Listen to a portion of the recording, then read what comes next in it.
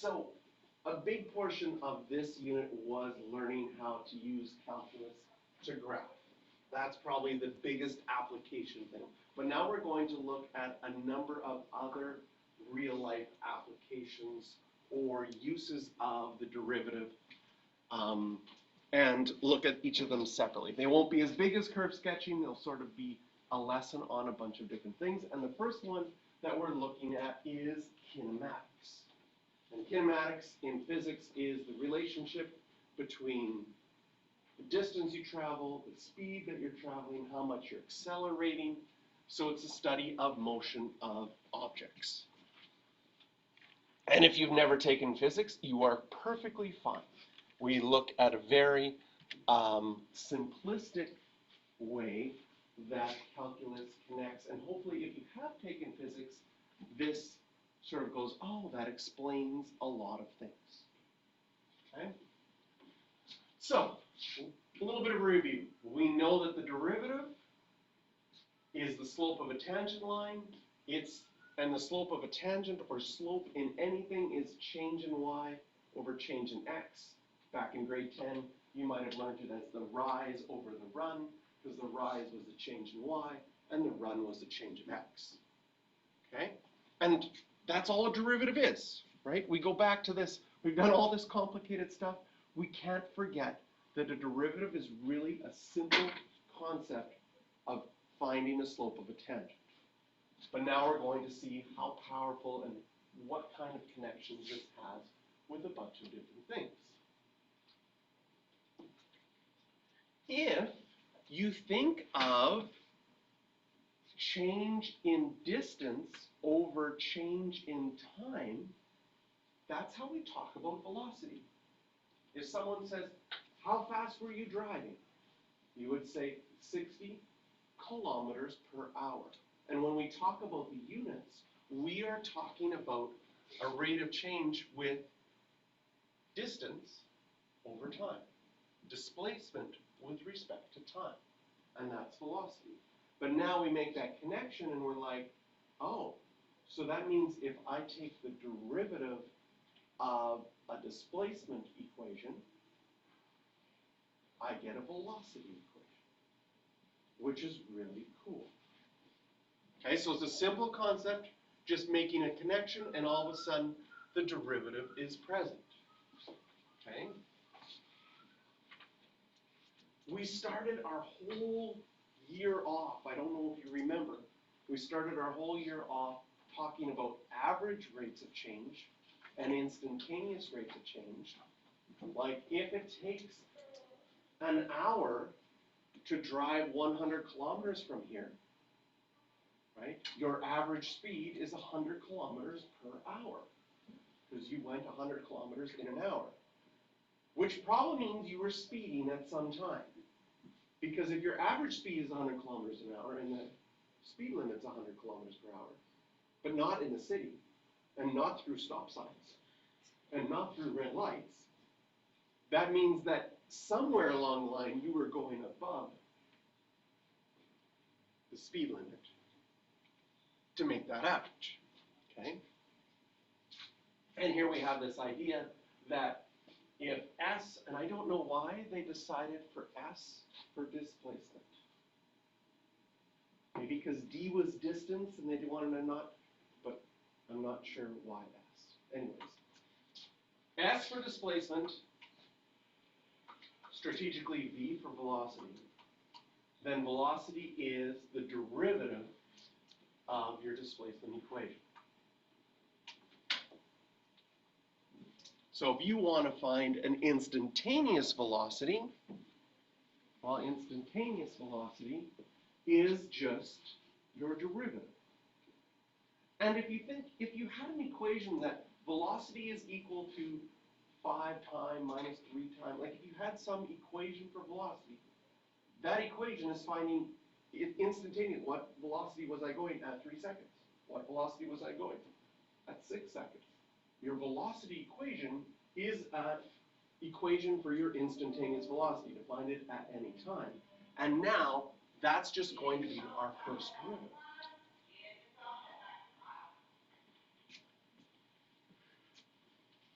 Velocity is considered a vector, and we're going to learn about that when we do our vectors unit.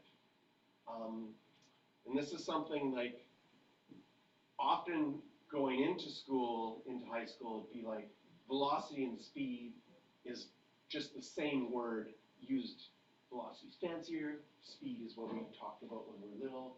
So we think of them as the same word, but they're not actually.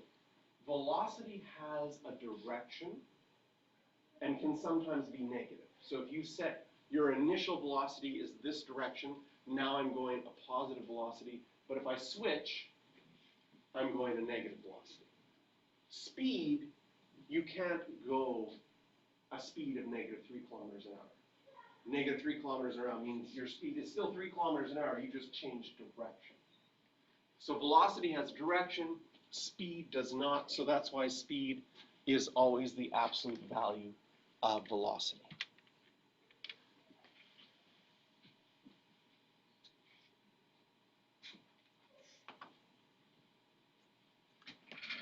So what we can do is we can look at an equation here, and we can say, hey, we've got some object, its displacement is given by this equation, okay?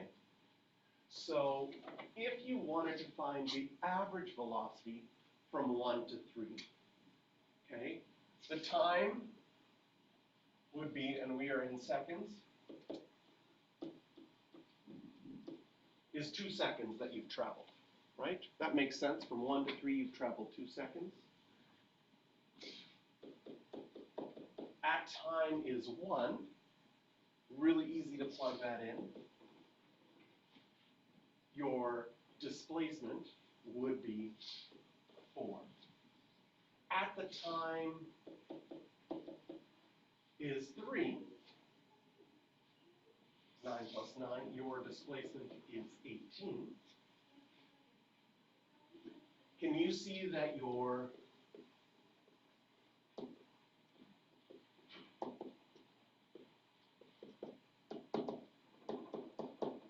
change in displacement is 14? So you traveled 14 meters in 2 seconds. Does it make sense that your average velocity is 7 meters per second?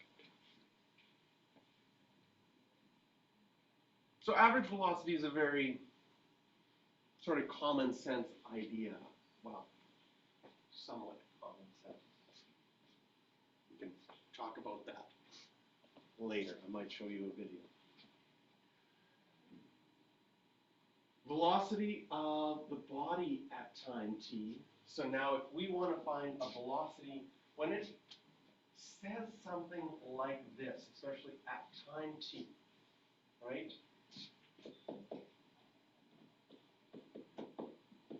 I'm going to translate this question.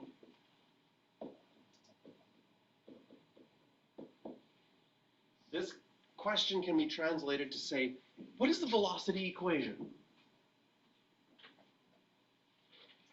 When it says at time t, they're saying they want the velocity equation for any time, right? They could have asked, what's the velocity at 3 seconds? What's the velocity at 7 seconds? So what we're going to need to do is we're going to need to find the velocity equation. The velocity equation is just the derivative of our displacement equation, which is just 2t plus 3.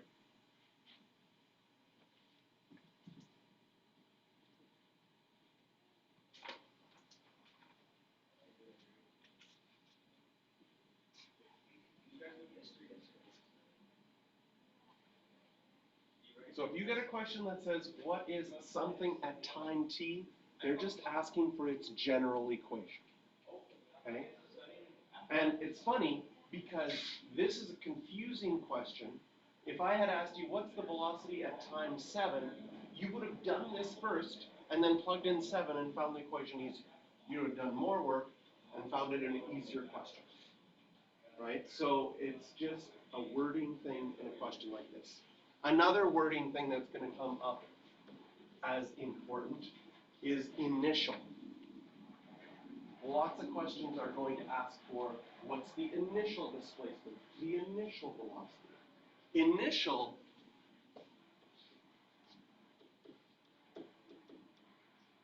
is just telling you the time is 0, a starting point. And all starting points happen with time being 0. So now we have our velocity equation. We could plug in 0. And one thing that we want to be careful with in all of these kinematic questions is to make sure that we include our units. So in this question, distance was measured in meters, time in seconds, so that would mean velocity would be in meters per second. We want to make sure that we have our units in there correctly. And then the velocity of the body after 4 seconds.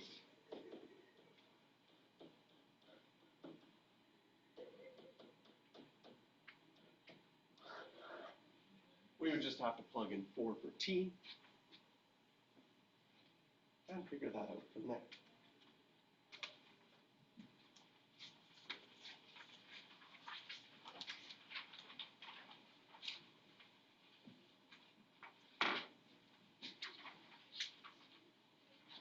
Okay, I want you to try this one on your own. I'll put up the answers in a second. So first of all, you would have found your velocity by finding the derivative, and you would have got a negative 9.8 t. And you should have been like, ooh, where have I seen that negative 9.8 before? Well, that's acceleration due to gravity. And you would have had questions like this, because this is a parabola, you'd have had questions like this in grade 11. And on the calculator questions in grade 11, I don't know if you noticed, they always had a negative 4.9. And on the non-calculator ones, they always had a negative 5. Because they were using gravity. And if it was an American textbook, it would always have negative 16.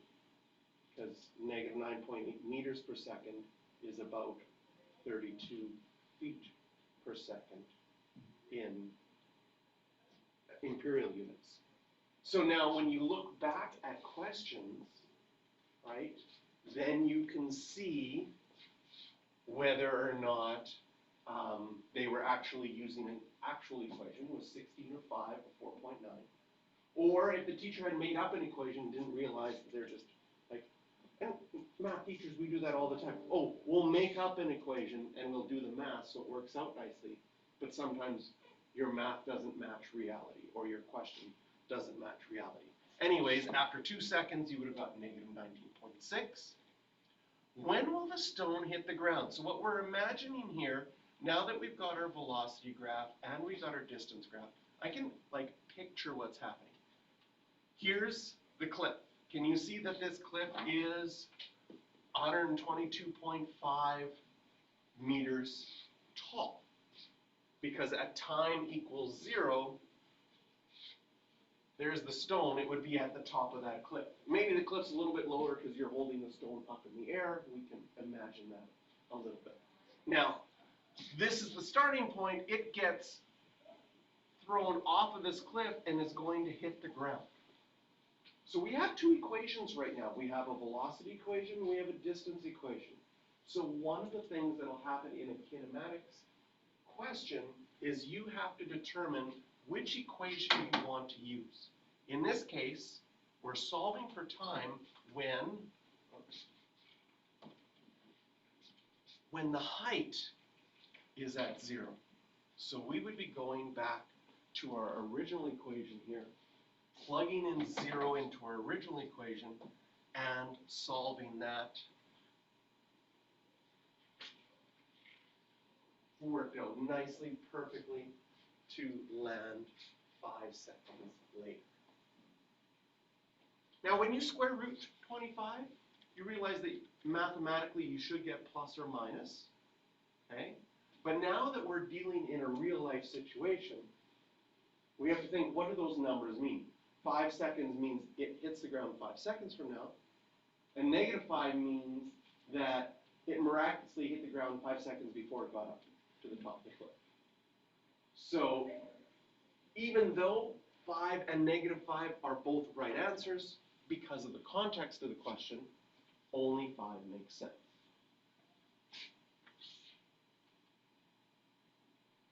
What's the velocity when the stone hits the ground?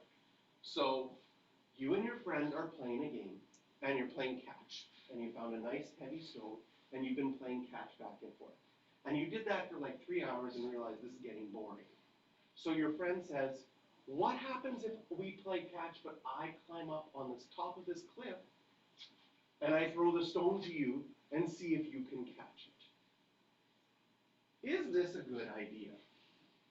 Okay, I'm glad that most of you have the common sense to realize it's probably not a good idea, but now we can do the mathematics to find out why is this not a good idea. So, what is the speed of that stone going? If your friend was there, I got it. How fast is this stone going when it hits the ground? Well, we just have to plug in, or attempt to plug in, there we go, 5 into our velocity equation, and it's going -49 meters per second, which is pretty fast, okay? Sometimes I find meters per second hard to visualize, okay? So this is what I'd like you to visualize, okay? Usain Bolt runs the 100 meters in about 10 seconds, just under 10 seconds. You decide to give him a big hug at the finish line as he's running. You just have to catch him as he's running.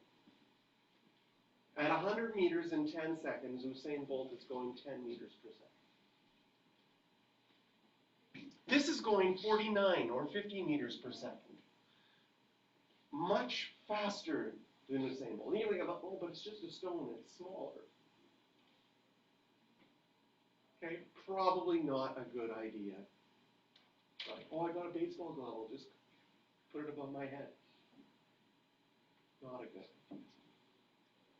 Okay, there we go. So, I always find if you put things into perspective, the question has a little bit more meaning. And similarly, if we take the derivative of velocity, right?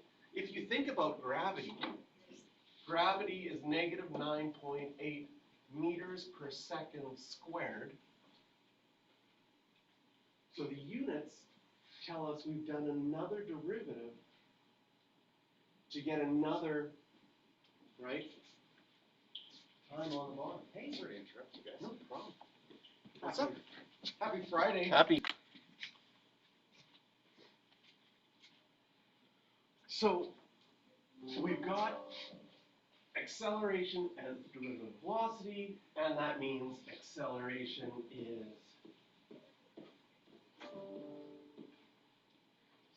the second derivative of our displacement formula. And so I think Leibniz's notation here really helps you see the units. With Leibniz's notation, the s on the top isn't getting squared. That's why the units are still just meters. But the derivative on the bottom, dt squared, the t is getting squared, so we have our units squared on the bottom for acceleration, which I have in your next slide there as well.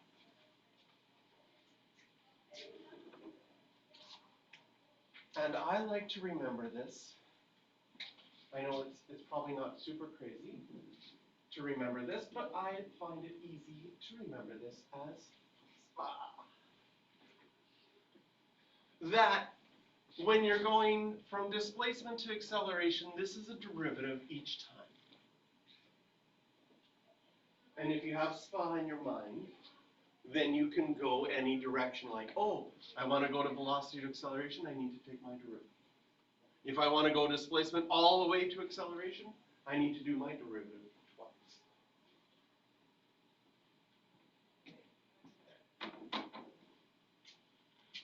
And of course, your acceleration formula would be giving you instantaneous acceleration at all of those times, so that's just your derivative. So let's look at our first equation here.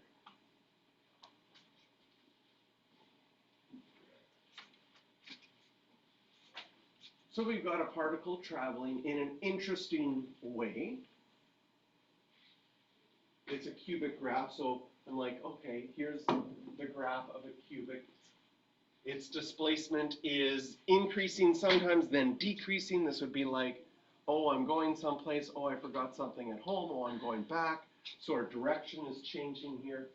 If we wanted to find the velocity after 1 second, we'd be like, oh, I've got to think about this.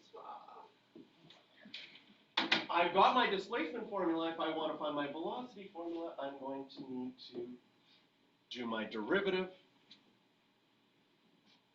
And then at 1 second, I would just plug in 1, make sure that I have my units. Now, sometimes units are given in meters per second, and sometimes in physics textbooks, they seem to like to use s to the -1 instead. So they're the same thing. I personally like meters per second because I'm like, well, that's what I haven't bought a car yet that doesn't have kilometers per hour, that has kilometers h -1. I should do that. I should make special physics edition Honda Civic. And the only difference is the print on the speedometer, and it has an h to the -1. And it has on the back, special physics edition. I think there would be people that would be like, wow. I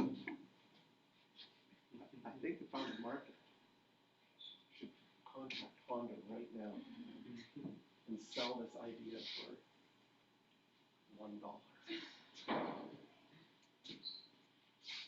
Okay, here we have particle at rest. So this is another thing that comes up in questions that we have to determine what it means. Okay? Initial, that's when time is equal to 0. At rest is when something isn't moving. And if something isn't moving, its velocity is 0.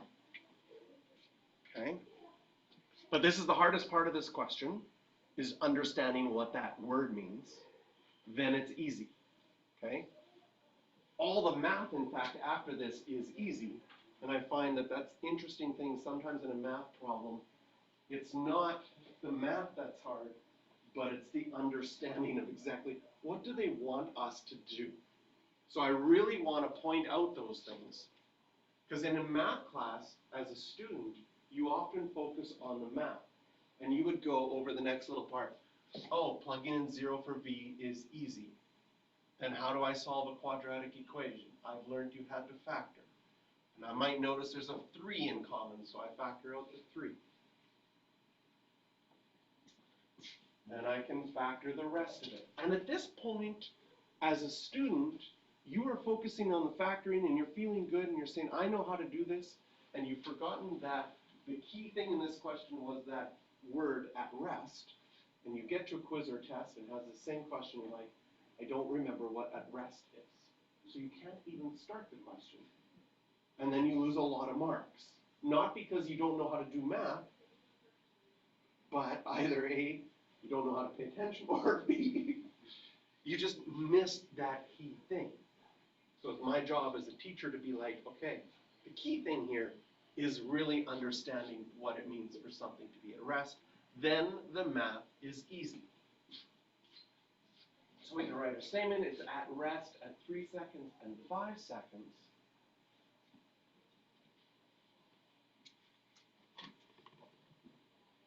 And if we think about what we've done, right? When we find where our velocity is equal to 0, what we are really finding, right?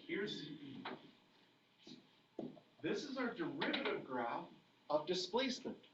So if I would have drawn a number line for displacement, I would have found my maximum value and my minimum value on my displacement graph.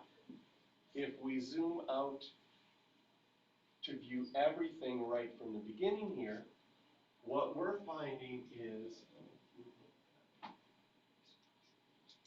we found those 2 points. I didn't want to give it away earlier by having those dots right on those max and mins. We've got at 3, we're going to have a maximum displacement. At 5, a minimum displacement.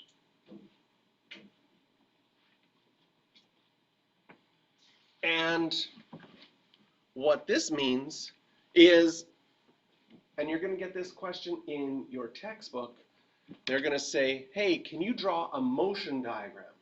And like, what the heck is a motion diagram? Well, it's basically a graph turned sideways. Okay? Like you could draw the regular graph if this question says, can you sketch displacement? Perfect. But usually when we talk about how things or how we're moving, right? Normally if I wanted to go to a part of this classroom, I don't go up in the air and down and around. I stay pretty flat. Okay? It's not like I have a jetpack on and like, oh, I'm going to get there a different way.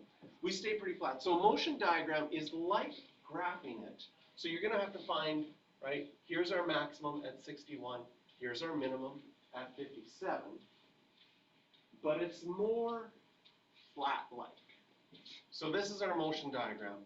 It's going to start at time equals 0. And you find out if you plug in 0 into your original equation, you're starting at 7. And you basically make a number line and sort of travel. And you would say, well, as I'm traveling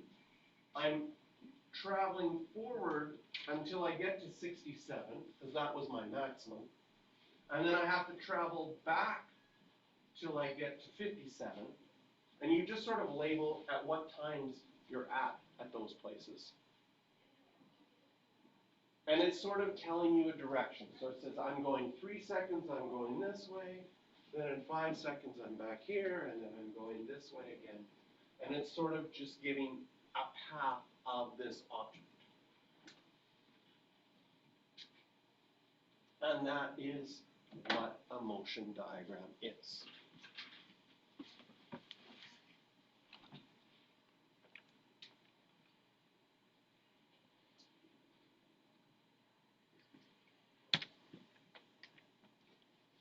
Last couple of questions on this one. Finding the acceleration after 1 second. So our acceleration is just going to be the derivative of velocity. And then plugging in 1.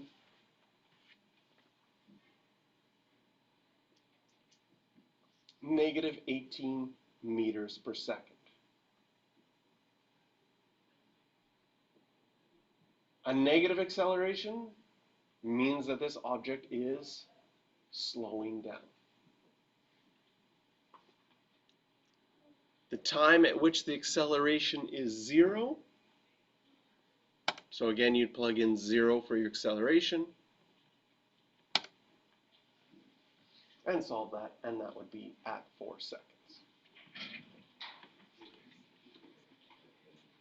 So part of your homework, I'm going to leave this last question for you.